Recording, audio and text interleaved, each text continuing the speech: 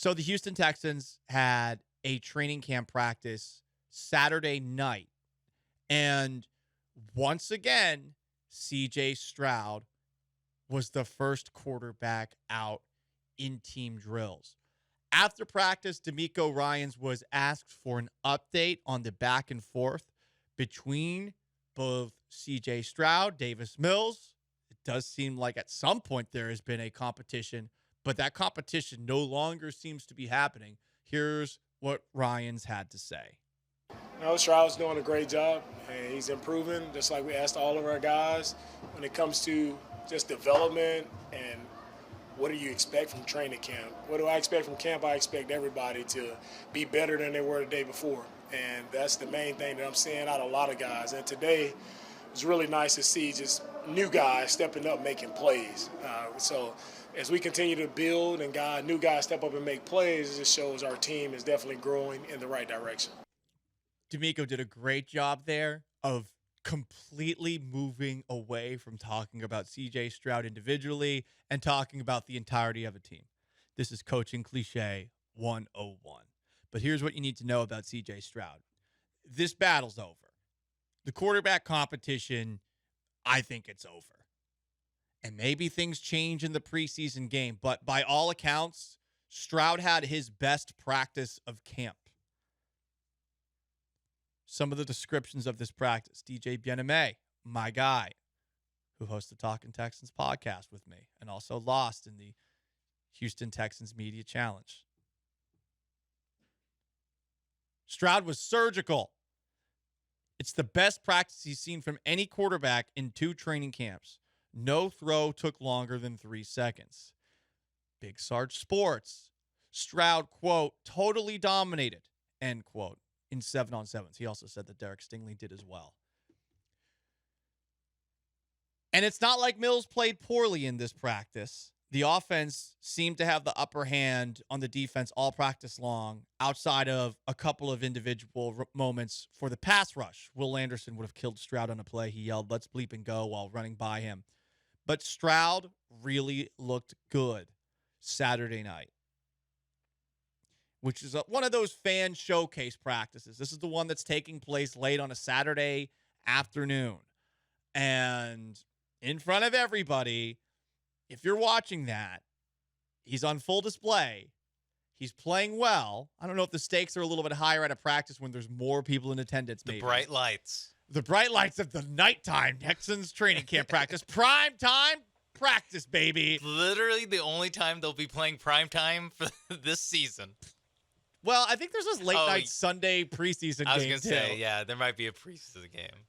Which is weird, too. Like, why is there a late-night Sunday preseason game? But he hasn't officially been named the starter. It really feels like this is already over, which is great. That's what you wanted to hear. If this was lasting all the way into the end of the preseason, you would either think they're just doing this as a charade to perhaps give them any advantage they possibly can before the start of the season against the Baltimore Ravens. But he's throwing the ball well, accurate, doing everything that you want. And I would be really stunned if he's not the first quarterback on the field Thursday when the Texans open the preseason up against the New England Patriots. There's also been conversation about what's going on with the number 1 wide receiver spot. People have asked if one wide receiver has stood out. There's some rando Twitter account who I guess is like a national football account, Dave Klug. He commented that Nico Collins, third-year Texans receiver, is the, quote, unquestioned, end quote, wide receiver 1, based off of training camp reports. DJ Bien-Aimé said that's not necessarily the case. And I still think that it's completely up for grabs as far as what wide receiver will have the most receptions on the Texans this season. Because we hear a lot of good things about Tank Dell. You would assume that Robert Woods, just given who he's been in the league, the guy with the most pelts on the wall, that he's got a chance at the very least. He's probably going to make the roster with the way that his contract is set up. So I don't know who the number 1 guy is going to be, and I do think this will be the biggest obstacle probably for the Texans' offensive success this coming season. Any success at wide receiver to the point of a guy that's Pro Bowl caliber seems very unlikely. I could end up being wrong on that front, but who are you pointing at and saying based off of anything that they have done in the league of late? Because that would be the exception with Robert Woods. Robert Woods has done things in this league, but between Robert Woods, Noah Brown, Nico Collins, Tank Dell, John Mechie, and others, who has done the most in the league to this point? It's Woods, and then everybody after that. Noah Brown's had some moments as well with Dallas. After that, it is like, okay, I don't know. I really do not know. And I refuse to look at a couple of training camp practices and say that Nico Collins is somehow separating himself from that group, at least based off of everything everybody else is saying that's there every single day. They're not saying that he has separated himself completely. He's just made a couple of nice highlight plays, which is nice, but you need more. Yeah, the wide receiver group is just going to need someone to outperform expectations. And what they've done. For some of them, what they've already done in the NFL, Nico Collins, Noah Brown, Robert Woods, sure.